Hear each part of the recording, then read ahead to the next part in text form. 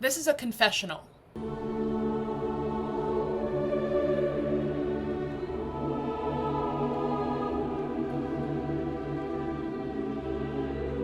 I've been a fan of Dan and Phil since I was 10 years old. To prove it, I went back into my Google history to check. I subscribed to their side channels, and I couldn't tell you why it was their side channels and not their main channels, on November 30th of 2016. My first search for Dan or Phil was on June 28th, 2016.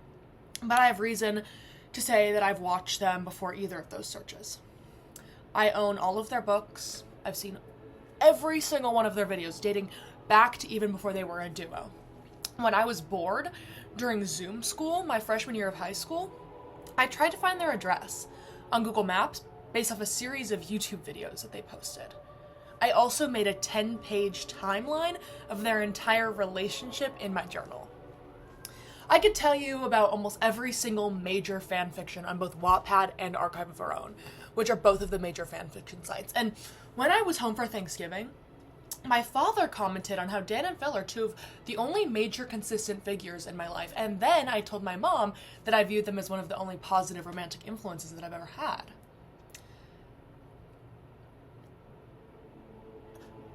I've ditched multiple family events in order to watch their videos. I've been to 2 out of their 3 duo tours. I spent hundreds of dollars on both my own and my family's money. And when I was 10, I wrote a fan fiction about a young girl who was supposedly me being adopted by Dan and Phil. I made YouTube videos in hopes I would become YouTube famous so I could meet them. And then when I didn't get VIP tickets to their 2018 Interactive Introverts tour, I cried. And then when they were in Denver, where I lived at the time, I wrote them a letter and made my dad go to the theater with me early before the show with hopes that I'd meet them so I could give them the letter. All of this to say that I am a veteran of the fandom, of the community of fans lovingly named after Dan and Phil's ship name, Fan. In fact, I decided to go to their 2024 tour, titled Terrible Influence. This tour served as a victory lap, celebrating and condemning the relationship between Dan and Phil and their audience of devout fans. I decided to go with my friend Edie, who has only passively interacted with Dan and Phil's content without engaging with their fandom at all. And let's just say the energy was intense for both of us. A tangible buzz was in the air. People walked past me holding shirts declaring that Dan and Phil made them gay. The room felt distinctly queer, their audience being made up of mostly bisexual, goth, communist furries, as Dan said during the show. Their fans are known online as being intense and overbearing, and they are constantly marked as the community of speculation and conspiracy, especially when it comes to Dan and Phil's sexualities and their relationship status. Like, these conversations will bleed into Twitter's trending pages and Tumblr's homepage constantly. And I was kind of shocked at my bodily reaction to the energy in the room. Because when I attended their 2018 tour, I felt at home for the first time in that queer community. It felt safe to be entirely myself. I was 12 years old. I had freshly come out of the closet to my family, and I was exploring for the first time what being queer in community meant for me. I knew when I went to the King's Theater in Brooklyn on a Sunday night that many things had changed for me since 2018. I've graduated high school. I found my passion in theater and performance. My tastes have developed. I've moved to a new city. I am, for all intents and purposes, a new person. And I did enjoy Dan and Phil's performance. It was rife with inside jokes about the community. It had funny moments mixed with heartfelt monologues. I do enjoy their writing. I wouldn't have been watched for as long as I have if I didn't. But I was mostly shocked by my inability to hold back from analyzing Dan and Phil's performances, as well as the interactions they shared with fans. I couldn't help but examine how Dan and Phil have changed the structure of their relationship with their audience in reaction to fandom culture and widespread speculation. And I couldn't help but wonder if this actually speaks to a broader culture of content creation and the privacy that artists tend to be afforded.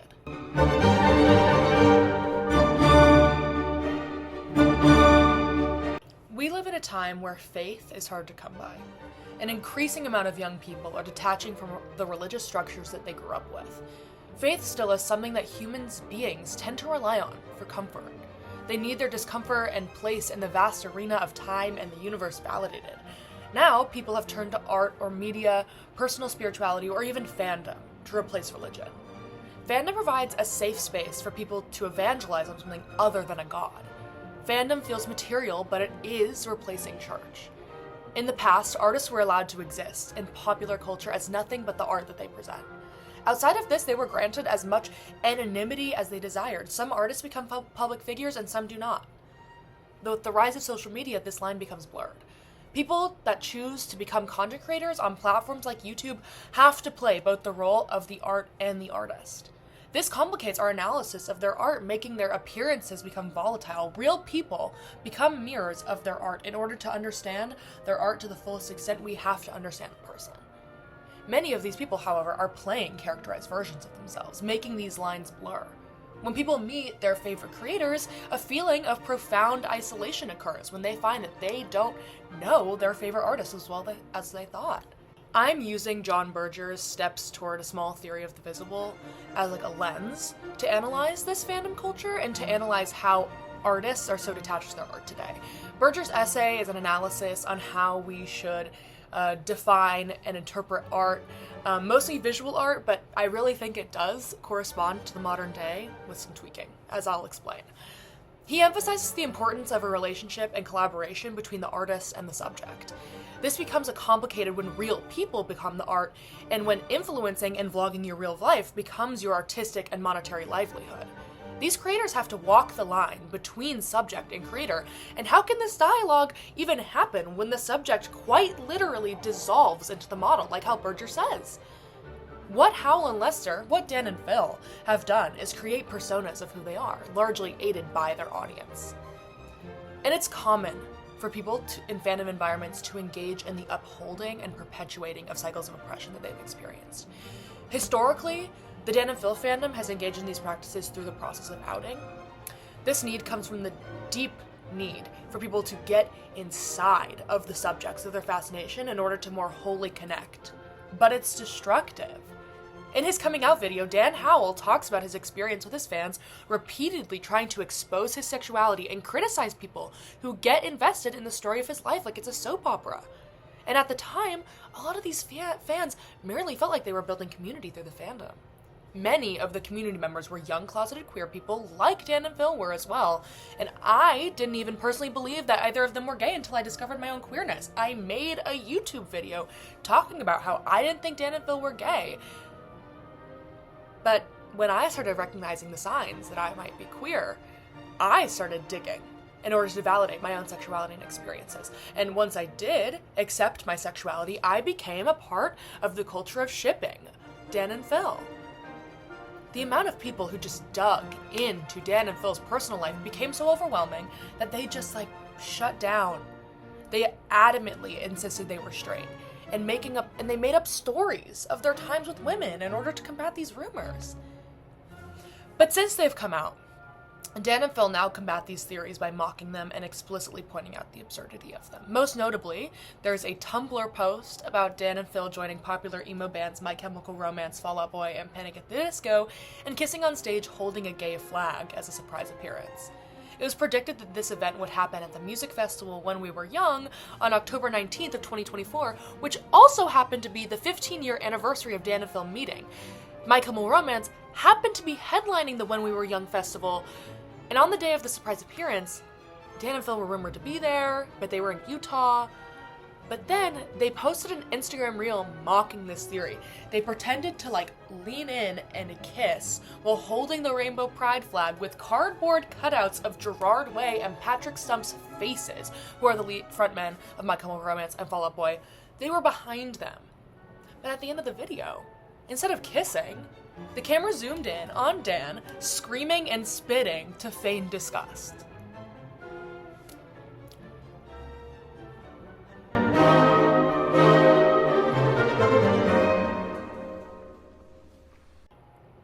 Dan and Phil have kind of inadvertently engaged in this process of self-fashioning, which is the second lens I'm gonna look at this through. It was a common practice in royal times, and especially with royalty, but self-processing is a process of creating self as character. This protected royals from exposing any part of their private lives and creates self-determination for public figures. If someone is able to create a public self that is separate from the private self, they are able to protect their private lives and relationships. This practice almost exclusively belongs to people in the public sphere because of their exposure to large swaths of the population. Therefore, Dan and Phil have earned the right to self-fashioning through the amount of face time that they have with their fans, both over the internet and in person through meet and greets, and just like being recognized.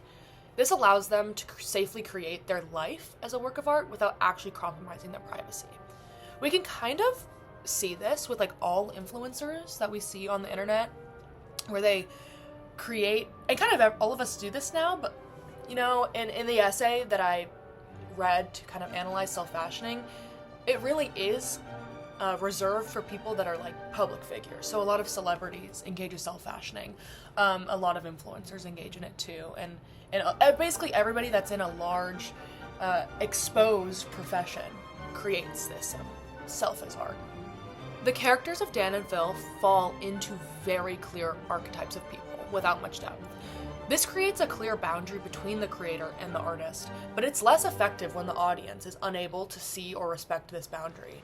The fandom believes that they understand who Dan and Phil are, not only as a brand but also as people, which opens them up to another dangerous territory. They have created an almost boundaryless community of people who only understand and think they understand Dan and Phil in the context of their created public selves.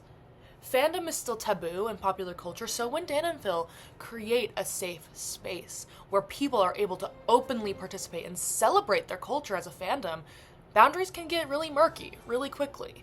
And this is the culture that allows them to be heckled while on stage. This allows people to assume things about their sexual experiences, that allows people to stalk Howell and Lester and to contact their real families. This low cultural status of fandom and of Howell and Lester's work creates a safe space that suddenly consists of millions of people thinking that they have a relationship with Dan and Phil that they simply do not.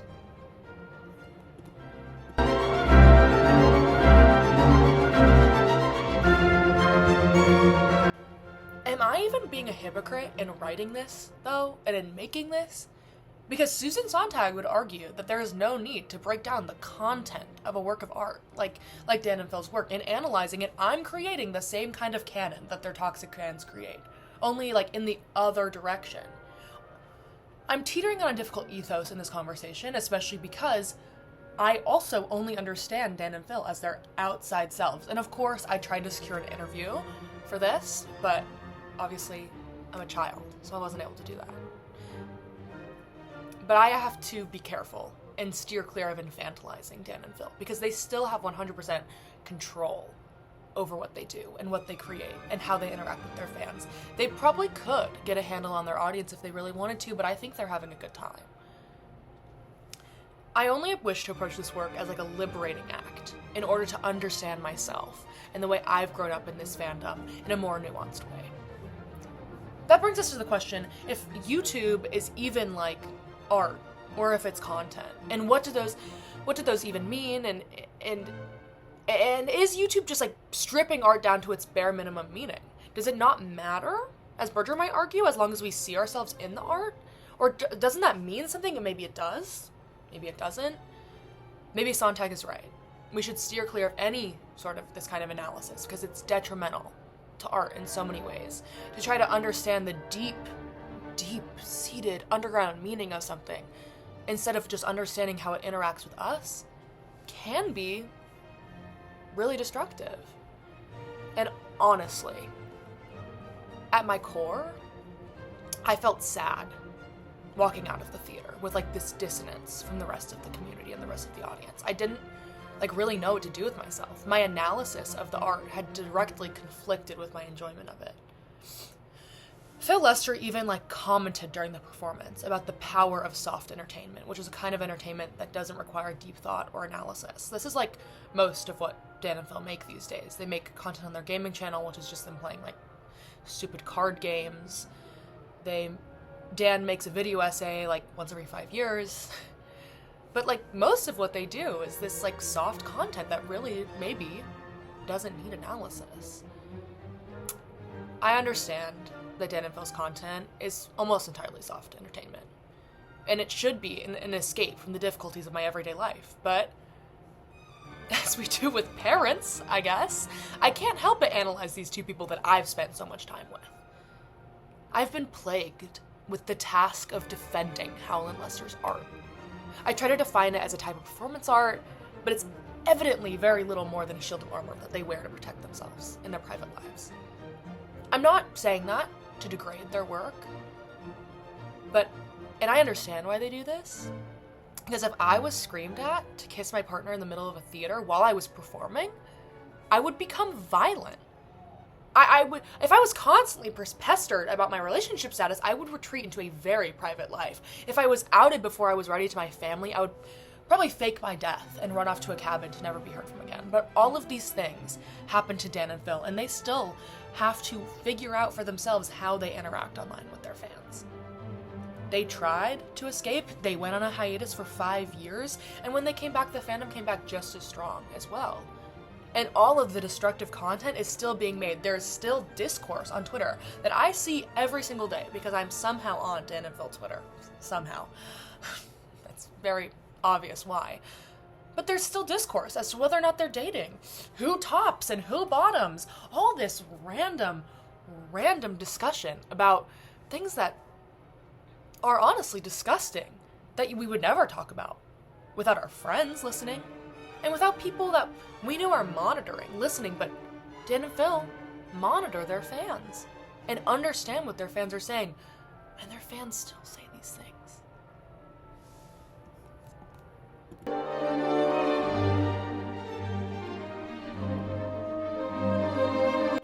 Not that I think that, like, anything is all that deep, especially when it comes to trivial things that gay people like. But this is something I've been truly wrestling with. This boundaryless relationship. And I actually wanted to think about another fandom and, like, shipping culture of real people. And I actually thought about the devout fans of the Formula One racing. And my friend, who was, like, in the fandom, says that there's two distinct subsets of the fans. There's, like, these, like, macho straight men who just watch it for the driving, and then there's also this, like, mostly queer audience that, like, ships the drivers together. This, like, queer side of the fandom engages in all the same actions that the fandom does. They write fan fiction, they clip videos of the drivers together, they relentlessly post on Twitter. But the major difference between these two fandoms is that the Formula One drivers at the core of this shipping are entirely unaware of the culture surrounding them. This both protects the drivers from certain boundaries being crossed and permits their audience to say more graphic things about the drivers than maybe the fandom is allowed to. Both of these audiences canonize their subjects, but only Howell and Lester, Dan and Phil, mirror their canons. There exists the collaboration between the painter and the model, which is similar to how Berger describes it in his analysis of painting. The painter becomes both the artist and the spectator. But Dan and Phil's reclamation of their brand and their relationship with their audience is only as powerful as the audience is receptive. If the fans continue to act the way they did in 2012, with the constant stalking and secret conspiring, just with Dan and Phil now keeping a watchful eye on it, their work becomes meaningless. These lighthearted videos and quips do bring something up that is much more deeply rooted in the culture of Dan and Phil's fans. They're a group of people that have ascribed a deep amount of meaning to people who have conjured the personalities of. Howell says it in their stage show, that people merely use them as inserts for their own romantic, sexual, and even platonic fantasies. These boundaryless relationships are seldom based on goodwill. They come from a place of helplessness, of a lack of control, and a lack of understanding of oneself. These relationships offer us company and make us feel comfortable in ourselves for quite possibly the first time. That is why when these boundaries are put in place, people react so viscerally to them. But when will these boundaries be respected? When will we, like, grow up past this need? I know I have, because I have my own life, my own adult relationships. Are these boundaryless relationships actually keeping a lot of Dan and Phil fans stuck in this helplessness? But is that necessarily a bad thing? And should Dan and Phil be made aware of this? Or should they just, like, keep doing their thing? Is it even their responsibility to keep a handle on their fans as long as their personal privacy is protected?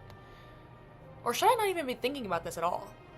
Am I just, like, continuing the soft entertainment, the cycle of conspiracy theories? I really don't know. But all I know is the internet is here. The internet is great when you've got lots of followers. Who needs a real mate? Bless up. The internet is here. The internet is great. When you've got lots of followers, who needs a real mate? It might be antisocial, but these days that is fine. 'Cause life is so much better when you spend it all online.